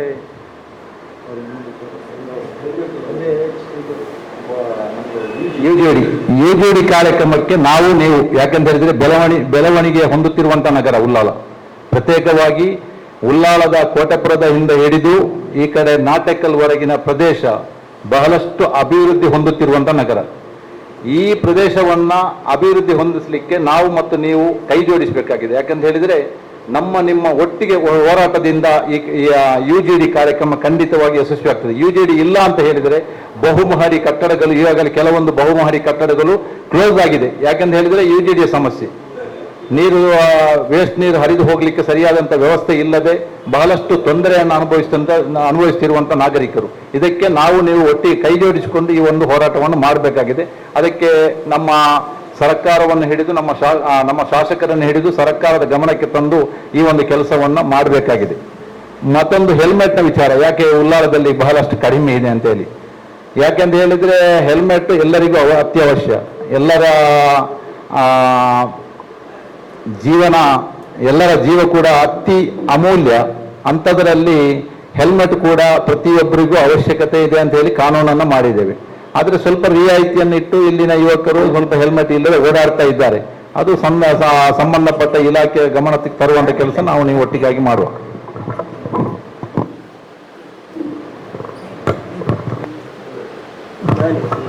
ಒಂದು ಘಟನೆ ಮಾಡಲಿಕ್ಕೆ ಇಷ್ಟು ವರ್ಷಗಳಿಂದ ಸಾಧ್ಯವಾಗಲಿಲ್ಲ. ಸರ್ಕಾರಿ ಜಾಗ ಉಳ್ಳಾಳದಲ್ಲಿ ಇದೆ ಎನ್ನುವಂತ ಮಾಹಿತಿ ಇದೆ, ಕೆಲವೊಂದು ದಾಖಲೆಗಳು ಸಹ ಎಲ್ಲೆಲ್ಲಿದೆ. ಅದನ್ನು ಇದುವರೆಗೆ ಪಡೆಯಲಿಕ್ಕೆ ಸಾಧ್ಯವಾಗದೆ ನಾವೆಲ್ಲ ಸೇರ್ಕೊಂಡು ಮಾಡುವ ಅಂದ್ರೆ ನಮಗೆ ಉಳ್ಳಾಲ ತಾಲೂಕು ಬರ್ತದೆ, ಆಚೆ ಸಹ ಬರ್ಬೋದು. ಆದ್ರೆ ಉಳ್ಳಾಲ ವ್ಯಾಪ್ತಿಯಲ್ಲಿ ಇದನ್ನು ಏಕೆ ಮಾಡ್ಲಿಕ್ಕೆ ಸಾಧ್ಯ ಆಗುದಿಲ್ಲ. ಈಗ ಯುಜಿಡಿಗೆ ಜಾಗ ಉಳ್ಳಾಲದಲ್ಲಿ ಎಷ್ಟೋ ಇರ್ಬೋದು, ಸರ್ಕಾರಿ ಜಾಗ, ಬೇಕಾದ ದಾಖಲೆಗಳನ್ನು ಕೊಡ್ಬೋದು ಇದೆ ಅಂತ ಹೇಳುವಂಥದ್ದು. ನಿಮಗೆ ನೀವು ಅದರ ಬಗ್ಗೆ ಏಕೆ ಏನಾದ್ರೂ ಹೋರಾಟ ಮಾಡ್ಲಿಕ್ಕೆ ಆಗುದಿಲ್ವಾ? ಈಗ ಇದು ನೀರಿನ ದ್ರವ ತ್ಯಾಜ್ಯದ ಬಗ್ಗೆ ಸಹ ಇನ್ನೂ ಸಹ ಆಗ್ತಾ ಇಲ್ಲ. ಇದರ ಬಗ್ಗೆ ಎಲ್ಲ ಏಕೆ ಜಾಗೃತಿ ಮೂಡಿಸಬಾರ್ದು ಅನ್ನುವಂಥದ್ದನ್ನು. ಅದೇ ರೀತಿ ರಿಯಾಯಿತಿ ಅಂದ್ರೆ ಹೆಲ್ಮೆಟ್ಗೆ ರಿಯಾಯಿತಿ ಅಂದ್ರೆ ಏನು? ಹೆಚ್ಚು ಕಮ್ಮಿ ಆದ್ರೆ ಹೊಣೆಗಾರರು ಯಾರು? ಅಂದ್ರೆ ಪೊಲೀಸರು ನಿಮಗೆ ಉಲ್ಲಂಘನೆ ಪ್ರತ್ಯೇಕ ಕಾನೂನು ಏನಾದ್ರು ಮಾಡಿದ್ದಾರಾ? ಇದಕ್ಕೆ ಏನಾಗಿ ಜಾಗೃತಿ ಇಲ್ಲ ಅಂತ ನನ್ನ ಪ್ರಶ್ನೆ. ಅದು ಈ ಹೆಲ್ಮೆಟ್ ವಿಚಾರದಲ್ಲಿ ನಾವು ಮತ್ತು ಪೊಲೀಸ್ ಇಲಾಖೆಯವರೊಂದಿಗೆ ಸಂಪರ್ಕವನ್ನು ಬೆಳೆಸಿ ಅದನ್ನು ಕಟ್ಟುನಿಟ್ಟಿನಲ್ಲಿ ಜಾರಿಯಾಗಲಿಕ್ಕೆ ಪ್ರಯತ್ನ ಮಾಡೋಣ, ಅದು ಬೇರೆ ವಿಚಾರ. ಇನ್ನೊಂದು, ನೀವು ಯುಜೆಡಿ ಬಗ್ಗೆ ಕೇಳಿದಿರಿ. ಯುಜೆಡಿಗೆ ಪ್ರಥಮವಾಗಿ ಇಲ್ಲಿಂದ ನಾನು ಅಧ್ಯಕ್ಷನಾಗಿದ್ದ ಸಂದರ್ಭದಲ್ಲಿ, ಉಲ್ಲಾಳ ನಗರ ಪಂಚಾಯತ್ನ ಅಧ್ಯಕ್ಷನಾಗಿದ್ದ ಸಂದರ್ಭದಲ್ಲಿ ಸರ್ಕಾರಕ್ಕೆ ಮನವಿಯನ್ನು ಕೊಟ್ಟು, ಯುಟಿ ಫರೀದರ್ ಅವರ ಮುಖೇನ ನಾವು ಮನವಿಯನ್ನು ಕೊಟ್ಟು ಈ ಒಂದು ಕಾರ್ಯಕ್ರಮ ಜಾರಿಯಾದದ್ದು. ಅದರ ನಂತರ ಕಾಲಕ್ರಮೇಣ ನಮ್ಮ ರುಫೀನಾ ವೇಗಸ್ರವರು ಅಧ್ಯಕ್ಷರಾಗಿದ್ದಂಥ ಸಂದರ್ಭದಲ್ಲಿ ಈ ಕಾರ್ಯಕ್ರಮ ಜಾರಿಯಾಯಿತು. ಆದರೆ ಅನುಷ್ಠಾನದಲ್ಲಿ ಬಹಳಷ್ಟು ನಿಧಾನಗತಿ ಇದೆ. ಒಂದನೇದಾಗಿ ಈಗಾಗಲೇ ಕೋರ್ಟಿನಲ್ಲಿರುವಂಥ ಕೆಲವು ವ್ಯಾಜ್ಯಗಳು ಹಾಗೆ ಪೆಂಡಿಂಗ್ ಇರುವುದರಿಂದ ಮೋಸ್ಟ್ಲಿ ಆ ಕಾರ್ಯಕ್ರಮ ಇನ್ನೂ ಪೆಂಡಿಂಗ್ ಹಂತದಲ್ಲಿದೆ. ಇದಕ್ಕೆ ನಮ್ಮ ಸ್ಪೀಕರ್ ಅವರ ಗಮನಕ್ಕೆ ತಂದು ಈ ಒಂದು ಕಾರ್ಯಕ್ರಮ ಇಮಿಡಿಯೇಟ್ ಮಾಡಲಿಕ್ಕೆ ನಾವೆಲ್ಲರೂ ಒಟ್ಟು ಸೇರ್ಬೇಕಾಗಿದೆ. ಯಾಕಂದ್ರೆ ಇದೊಂದು ಹೋರಾಟ ಮಾಡಿ ಆಗಲೇಬೇಕು. ಇಲ್ಲಿನ ಡೆವಲಪ್ಮೆಂಟ್ಗೆ ಬಹಳಷ್ಟು ಕೊರತೆ ಈ ಒಂದು ಯುಜಿಡಿಯಿಂದಾಗಿದೆ. ಮತ್ತೊಂದು ಘನತ್ಯಾಜ್ಯದ ಬಗ್ಗೆ ಹೇಳಿದ್ದೀರಿ. ಘನತ್ಯಾಜ್ಯಕ್ಕೆ ಈಗ ಪ್ರತ್ಯೇಕವಾಗಿ ನಾವು ಎಲ್ಲವನ್ನ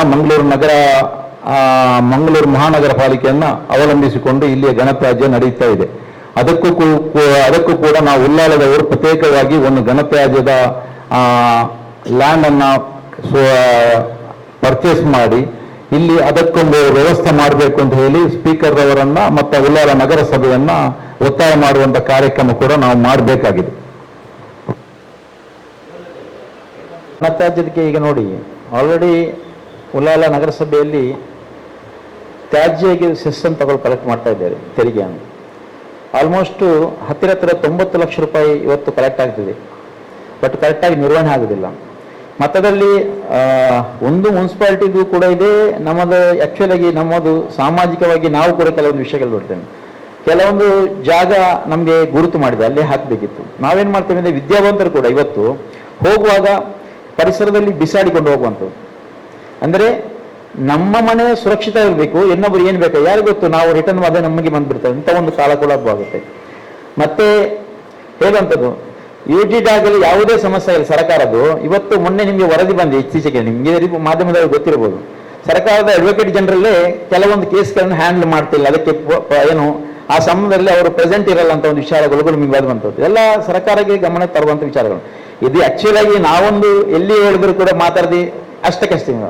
ಮಾಧ್ಯಮ ಮಿತ್ರರು ಆಕ್ಚುಲಿ ಇದನ್ನು ಮಾಡೋದು, ಯಾಕಂದ್ರೆ ಮಾಧ್ಯಮ ನಮ್ಮ ಸಂವಿಧಾನದ ನಾಲ್ಕನೇ ಅಂಗ ಆಗಿದೆ. ಇದರಿಂದ ಯಾವುದು ನಮ್ದು ಜನರ ಮತ್ತು ಸರ್ಕಾರ ನಡುವಂತ ಒಂದು ಸೇತುವೆ.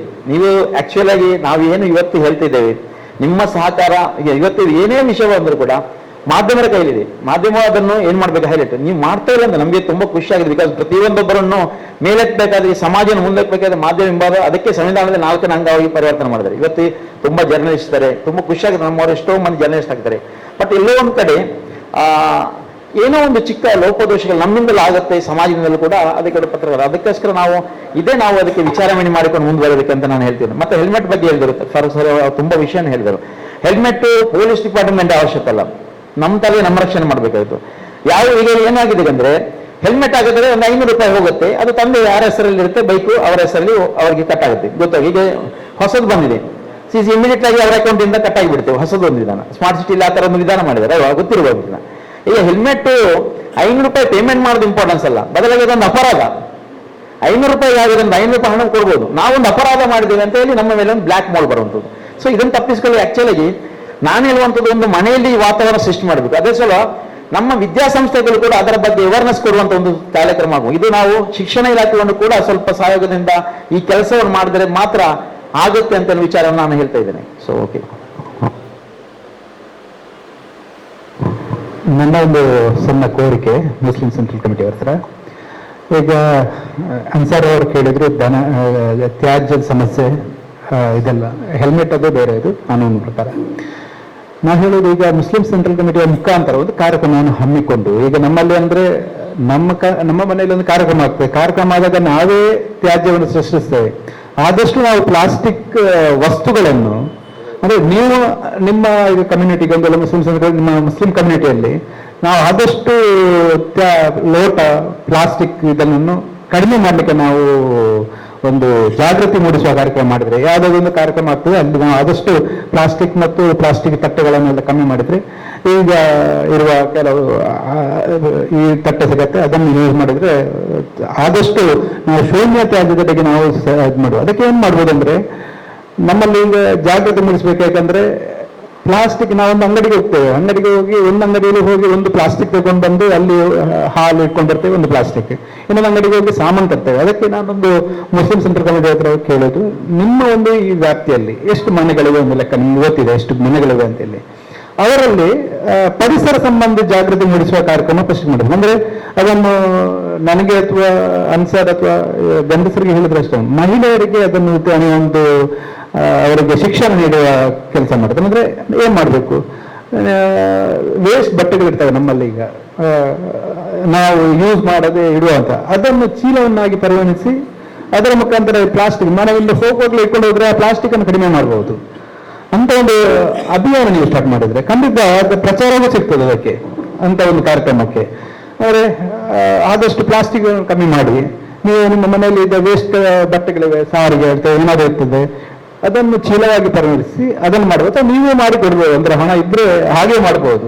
ಒಂದೊಂದು ಮನೆಯಲ್ಲಿ ನೀವು ಓನ್ ಹಿಡ್ಕೊಂಡು ಹೋಗಿ ಸಾಮಾನು ತರುವಾಗ, ತರಕಾರಿ ತರುವಾಗ ಪ್ಲಾಸ್ಟಿಕ್ ಅನ್ನು ಕಡಿಮೆ ಮಾಡಿದ್ರು ಅಂತ ಒಂದು ಜಾಗೃತಿ ಮೂಡಿಸುವ ಒಂದು ಕಾರ್ಯಕ್ರಮ ಮಾಡಿ, ಅಂತ ಒಂದು ಏನಾದರೂ ನೀವು ಯೋಜನೆ ಮಾಡಿದ್ರೆ ಆದಷ್ಟು ತ್ಯಾಜ್ಯವನ್ನು ಕಡಿಮೆ ಮಾಡಬಹುದು. ಅಂದ್ರೆ ತ್ಯಾಜ್ಯ ನಾವೇ ಸೃಷ್ಟಿ ಮಾಡುವುದು, ನಮ್ಮಲ್ಲೇ ಆ ಒಂದು ಜಾಗೃತಿ ಮೂಡಿಸಿದ್ರೆ ಕಡಿಮೆ ಆಗುವಂತ ನಮ್ಮ ಒಂದು ಅನಿಸಿಕೆ.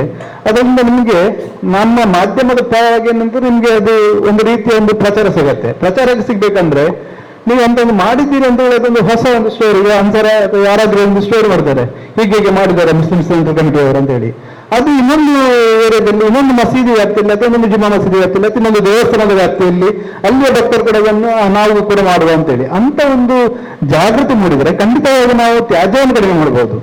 ನಾವು ಬಂದು ಹಾಕೋ ತ್ಯಾಜ್ಯಕ್ಕೆ ನಾವು ಏನ್ ಮಾಡ್ಲಿಕ್ಕೆ ಆಗಲ್ಲ.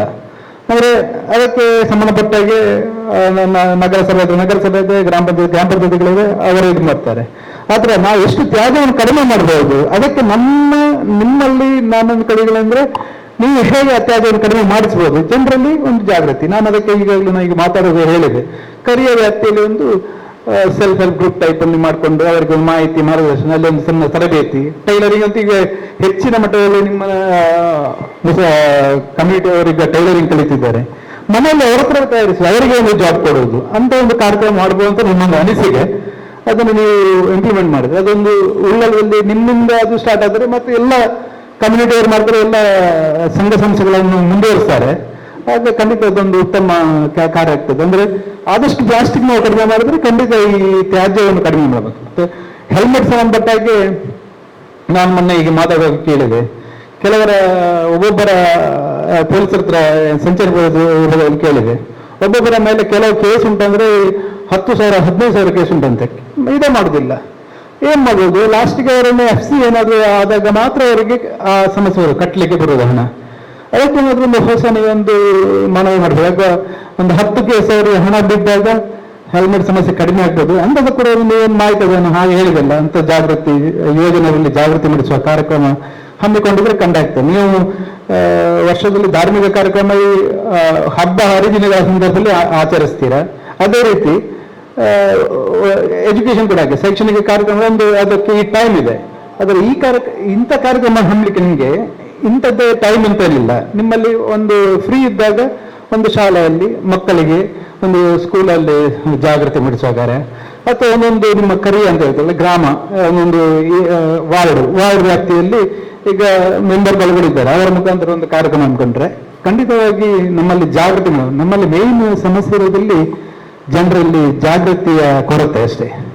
ಜಾಗೃತಿಯ ಕೊರತೆ ಆದರೆ ಜಾಗೃತಿ ಮೂಡಿದ್ರೆ ಖಂಡಿತ ತ್ಯಾಜ್ಯವನ್ನು ಕೂಡ ಬಿಸಾಡುವುದನ್ನು ನಿಲ್ಲಿಸ್ತೇವೆ.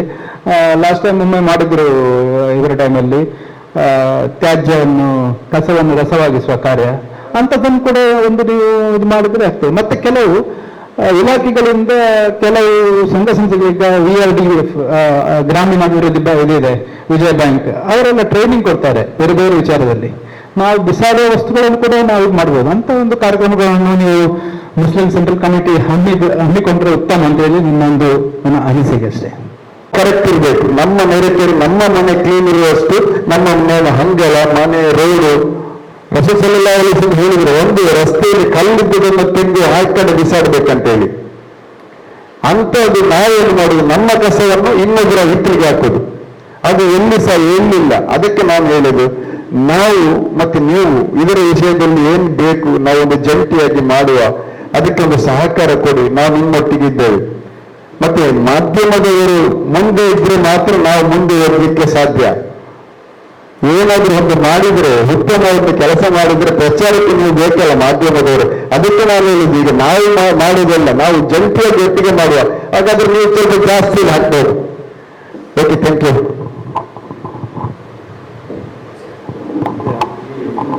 ಎಕ್ಸಾಮ್ ಕುಳಿತುಕೊಳ್ಳುವವರಿಗೆ ಮಕ್ಕಳಿದ್ರೆ ಅವರಿಗೆ ಕೋಚಿಂಗ್, ಅದು ನಿಮ್ಮ ನೆಕ್ಸ್ಟ್ ಗುರಿ.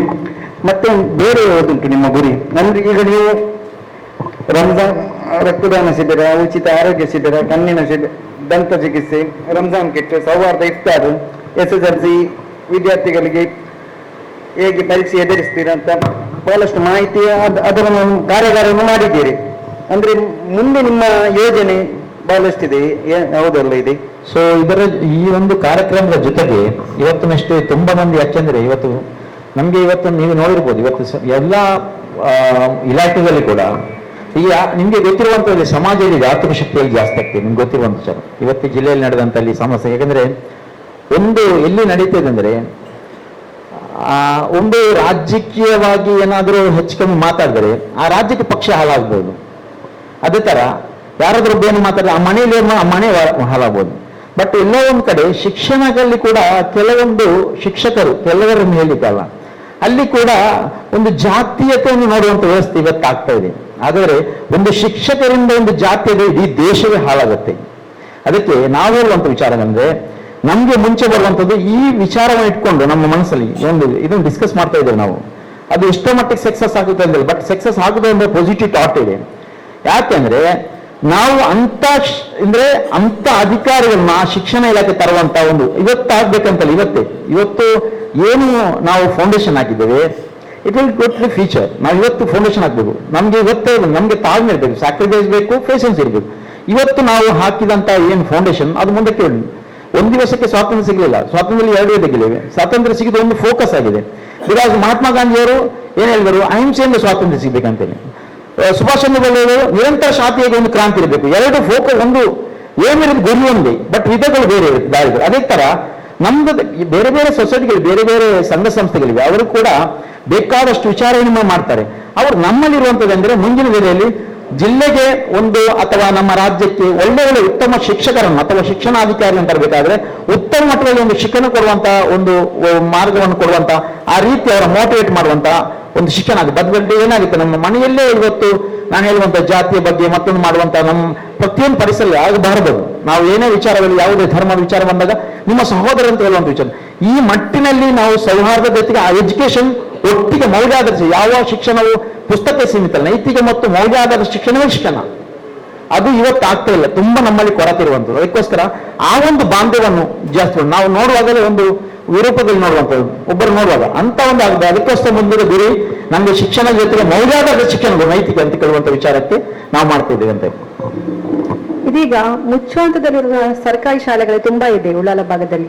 ಅದನ್ನು ಉಳಿಸುವಂತಹ ಒಂದು ಕಾರ್ಯಕ್ಕೆ ಏನಾದರೂ ನಿಮ್ಮ ಕೊಡುಗೆ ಏನಾದರೂ ಇದೆಯಾ ಅಂತೇಳಿ? 100ಕ್ಕೆ 100 ಸತ್ಯ.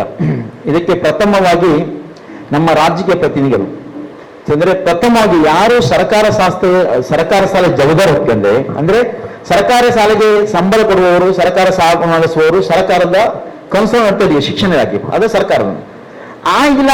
ಆ ಸಂಸ್ಥೆಯಲ್ಲಿ ಕೊಂಡು ಆ ಸರ್ಕಾರದ ಏನು ಪ್ರಜಾಪ್ರಭುತ್ವ ವ್ಯವಸ್ಥೆಯಲ್ಲಿ ಒಂದು ಕಾನ್ಸ್ಟಿಟ್ಯೂಷನ್ ಅಲ್ಲಿ ಆ ಜನಪ್ರತಿನಿಧಿಗಳು ಹೋಗಿದ್ದಾರೆ, ಅವರ ಮಕ್ಕಳು ಫಸ್ಟ್ಗೆ ಸರ್ಕಾರ ಶಾಲೆ ಆಗ್ಬೇಕು. Is importance. ಅವರು ಮಾದರಿ ಆಗ್ಬೇಕು.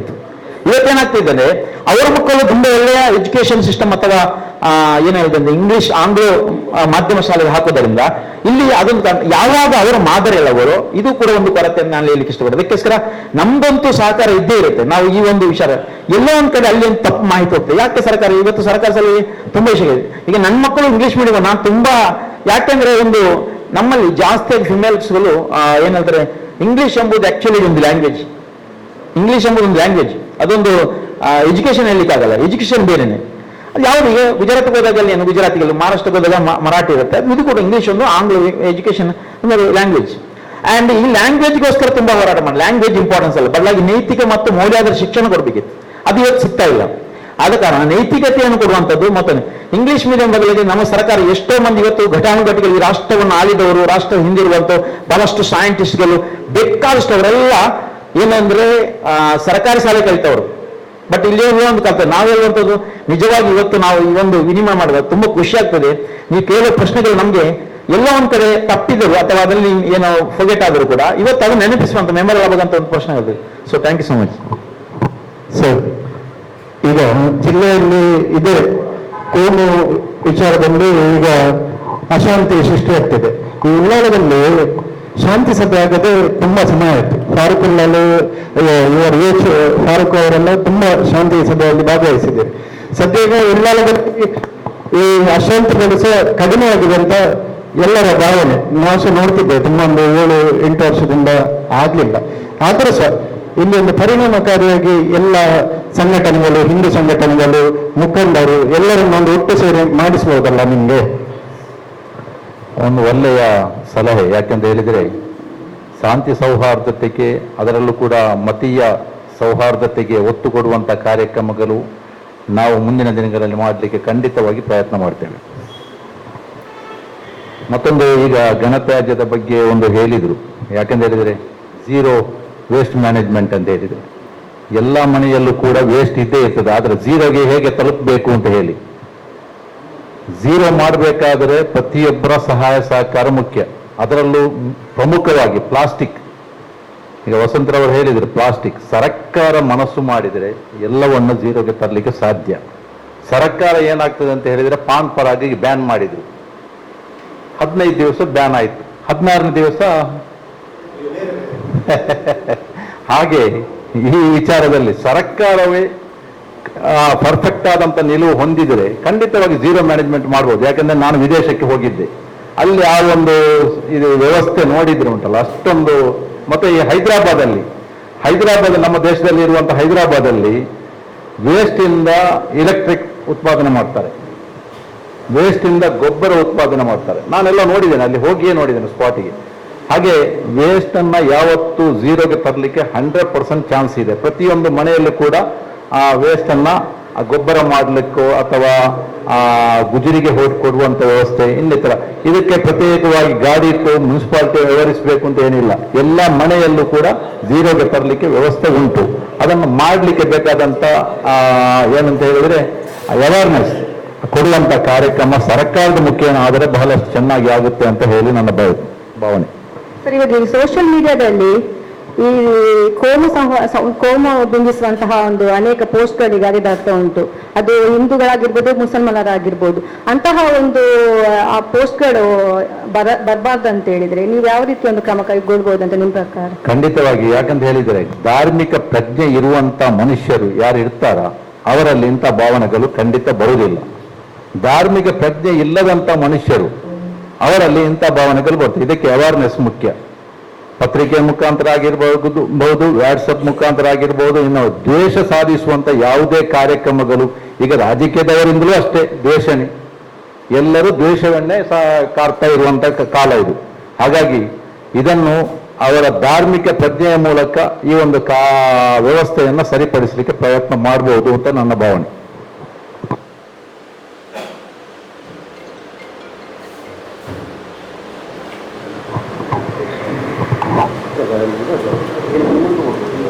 ಅಲ್ಲ, ಈಗ ನಿಮ್ಮ ಭಾವನೆಗಳಲ್ಲಿ ಅದಕ್ಕೆ ಏನು ಜಾಗೃತಿ ವ್ಯವಸ್ಥೆ ಮಾಡ್ತೀರಿ? ನೀವು ಸಂವಾದ ಅಂದ್ರೆ ಭಾವನೆಗಳೇ ಅಲ್ಲ, ಏನಾದ್ರು ಮಾಡ್ತೇವೆ ಅಂತ ಹೇಳ್ತಾ ಇದ್ದಾರೆ. ಈಗ ನಾವು ಈ ಉಳ್ಳಾಲ ಸೆಂಟ್ರಲ್ ಕಮಿಟಿ ಅಸ್ತಿತ್ವಕ್ಕೆ ಬಂದಂತ ಉದ್ದೇಶ ಏನು ಅಂತ ಹೇಳಿ ಈಗಾಗಲೇ ನಮ್ಮ ಸೆಕ್ರೆಟರಿ ಅವರು ಹೇಳಿದ್ದಾರೆ.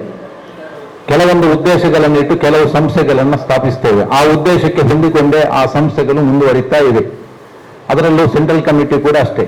ಆದರೆ ಎಲ್ಲ ವಿಚಾರಗಳನ್ನ ಒಂದೇ ಸಂಸ್ಥೆ ಮಾಡಬೇಕಂತ ಏನೂ ಇಲ್ಲ. ಆದರೂ ಕೂಡ ಈಗ ನೀವು ಹೇಳಿದಂಥ ಕೆಲವು ವಿಚಾರಗಳನ್ನ ನಮ್ಮ ಸಂಸ್ಥೆ ನಮ್ಮ ಅಧ್ಯಕ್ಷರ ನೇತೃತ್ವದಲ್ಲಿ ಸಭೆ ಕರೆದು ಇದನ್ನು ಮುಂದಿನ ದಿನಗಳಲ್ಲಿ ಕಾರ್ಯರೂಪಕ್ಕೆ ತರಲಿಕ್ಕೆ ನಾವು ಖಂಡಿತವಾಗಿ ಪ್ರಯತ್ನ ಮಾಡ್ತೇವೆ. ಉಳ್ಳಾಲ ಸೆಂಟ್ರಲ್ ಕಮಿಟಿ ಅಂತಲೇ ಒಂದು ಹೆಸರು, ಉಳ್ಳಾಲ ಸೆಂಟ್ರಲ್ ಕಮಿಟಿ ಅಂತ. ಅದು ಬಿಟ್ಟು ಬೇರೆ ಸಂಘಟನೆಗಳಂತ ಹೆಸರು ನೀವು ಮಾದರಿ ಆಗಬೇಕು. ಖಂಡಿತವಾಗಿಯೂ ಆ ರೀತಿಯಲ್ಲಿ ಪ್ರಯತ್ನಗಳು ಸಾಗ್ತದೆ. ಖಂಡಿತ. ಒಂದು ವಿಷಯ ಗಮನಕ್ಕೆ ತರ್ತೇನೆ. ನಮಗೆ ಹೇಳುವಂಥದ್ದು ನಮ್ಮ ಪತ್ರಕರ್ತರು ಏನು ನಮಗೆ ಬಹಳ ಖುಷಿಯಾದಲ್ಲಿ ಇಲ್ಲಿ ಒಂದು ಸಂಸ್ಥೆ ಉಟ್ಕೊಂಡಿದೆ. ಮುಂಚೆ ಆದರೆ ನಮ್ಮ ಮಾಧ್ಯಮವರಿಗೆ ಎಲ್ಲೆಲ್ಲ ಹೋಗ್ಬೇಕು, ನಾವು ಕರೆದಾಗ ನೀವು ಒಟ್ಟಿಗೆ ಸೇರುವಂತ ಅವಕಾಶ ಸಿಗ್ತಾ ಇರಲಿಲ್ಲ ಮುಂಚೆ ಅಲ್ವಾ? ಈಗ ಸಿಕ್ಕಿದೆ ದೇವರಿಂದ. ಇನ್ನು ನಾವು ನಿಮಗೆ ಇಷ್ಟೇ ಹೇಳುದು, ನೀವು ನಮ್ಮನ್ನೇ ಕಾಯ್ಬೇಕು, ದಯವಿಟ್ಟು ನಮಗೆ ಇನ್ವೈಟ್ ಮಾಡಿ. ನಾವು ಯಾವ ಸಂದರ್ಭದಲ್ಲಿ ಕೂಡ ನಿಮ್ಮ ಜೊತೆ ಇರ್ತೇವೆ. ಯಾವುದೇ ಕಾರ್ಯಕ್ರಮ ಜೊತೆಗೆ ನಾವು ನಿಮಗೆ ಅಷ್ಟೇ ನಮ್ಮ ಅಧ್ಯಕ್ಷರ ಅನುಮತಿ ಪಡೆದುಕೊಂಡೇ ನಾವು ಹೇಳೋದು. ನೀವು ಯಾವ ಕಾರ್ಯಕ್ರಮ ಒಳ್ಳೆ ಸಮಾಜಕ್ಕೆ ಹಿತವಾದಂಥ ಯಾವುದಿದ್ದರೂ ಕೂಡ ನಾವು ಸಮಾಜ ಗಾತ್ರವಶ್ಯಕತೆಗಳನ್ನು ಅಡಗಿಸಿಕೊಳ್ಬೇಕು, ಸಮಾಜವನ್ನು ಉತ್ತರಗೊಳ್ಬೇಕು. ಇದಕ್ಕೆ ಯಾವುದು ಬೇಕಾದ್ರೆ ನಾವು ರೆಡಿ ಇದ್ದೇವೆ ಅಂತ ಹೇಳುವಂಥ ವಿಚಾರ ನಿಮ್ಗೆ ಗಮನಿಸ್ತೇನೆ.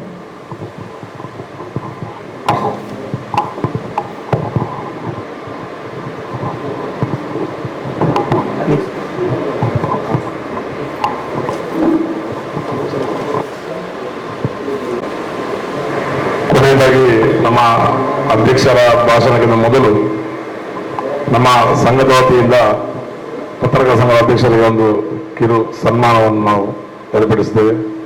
ನಂತರ ನಮ್ಮ ಅಧ್ಯಕ್ಷರ ಭಾಷಣ.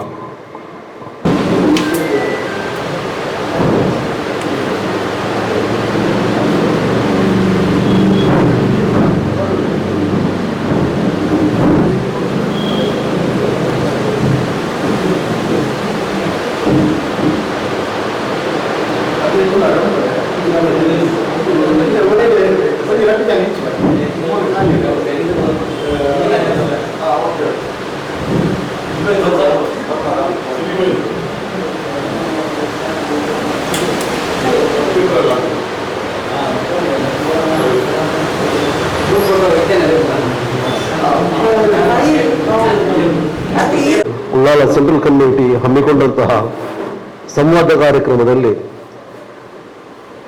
ನಮ್ಮ ಮತ್ತು ನಿಮ್ಮವರೆಗೆ ಒಂದು ಉತ್ತಮ ಬಾಂಧವ್ಯವನ್ನು ಏರ್ಪಡಿಸುವಂತಹ ಕಾರ್ಯಕ್ರಮವನ್ನು ಇವತ್ತು ನಾವು ಹಮ್ಮಿಕೊಂಡಿದ್ದೇವೆ.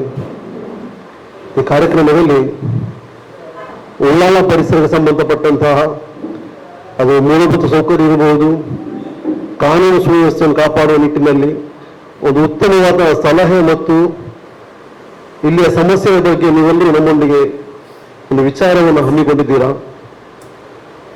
ಈ ಬಗ್ಗೆ ನಾವು ಗಂಭೀರವಾದಂತಹ ಚರ್ಚೆಗಳನ್ನು ನಾವು ಮುಂದಿನ ದಿನಗಳಲ್ಲಿ ಮುಂದಿನ ನಮ್ಮ ಮಾಸಿಕ ಸಭೆಯನ್ನು ಕೂಡ ಮಾಡಿಕೊಂಡು ಒಂದು ಒಳ್ಳೆಯ ತೀರ್ಮಾನಗಳನ್ನು ಕೂಡ ನಾವು ತೀರ್ಮಾನಕ್ಕೆ ಬರಲಿಕ್ಕಿದ್ದೇವೆ. ಆದ್ದರಿಂದ ಒಂದು ಉಪಯುಕ್ತವಾದಂತಹ ಸಲಹೆಗಳನ್ನು ಮತ್ತು ಉಳ್ಳಾಲಕ್ಕೆ ಸಂಬಂಧಪಟ್ಟಂತಹ ಉಳ್ಳಾಲದ ಪರಿಸರಕ್ಕಾಗಿರ್ಬೋದು, ಮೂಲಭೂತ ಸೌಕರ್ಯಕ್ಕಾಗಿರ್ಬೋದು, ಈ ಎಲ್ಲ ನಿಟ್ಟಿನಲ್ಲೂ ನೀವು ಹೇಳುವಂತಹ ಸಲಹೆಗಳನ್ನು ನಾವು ಕಾರ್ಯರೂಪಕ್ಕೆ ತರಲಿಕ್ಕೆ ಮುಂದಿನ ದಿನಗಳಲ್ಲಿ ಶ್ರಮಿಸಲಿಕ್ಕಿದ್ದೇವೆ ಅಂತ ನಿಮಗೆ ನಾವು ಆಶ್ವಾಸನೆ ಕೊಡುತ್ತಾ, ಈ ಒಂದು ಕಾರ್ಯಕ್ರಮದಲ್ಲಿ ನಮ್ಮ ಟ್ರಸ್ಟ್ ಎಲ್ಲ ಸದಸ್ಯರುಗಳಿಗೆ ಮತ್ತು ಮಾಧ್ಯಮ ಮಿತ್ರರಿಗೂ ಕೂಡ ನಾನು ಧನ್ಯವಾದಗಳನ್ನು ಹೇಳುತ್ತಾ ಈ ಒಂದು ಕಾರ್ಯಕ್ರಮ ನಾವು ಮುಕ್ತಾಯ ಮಾಡಲಿಕ್ಕಿದ್ದೇವೆ. ತಾವೆಲ್ಲರೂ ಊಟದ ನಾವು ವ್ಯವಸ್ಥೆಯನ್ನು ಕೂಡ ಮಾಡಿದ್ದೇವೆ. ಇವತ್ತು ಎಲ್ರಿಗೂ ನಾವು ಊಟವನ್ನು ಮಾಡುತ್ತಾ ಈ ಒಂದು ಕಾರ್ಯಕ್ರಮ ಮುಗಿಸುವ. Thank you. ಎಲ್ಲರಿಗೂ ಧನ್ಯವಾದಗಳು.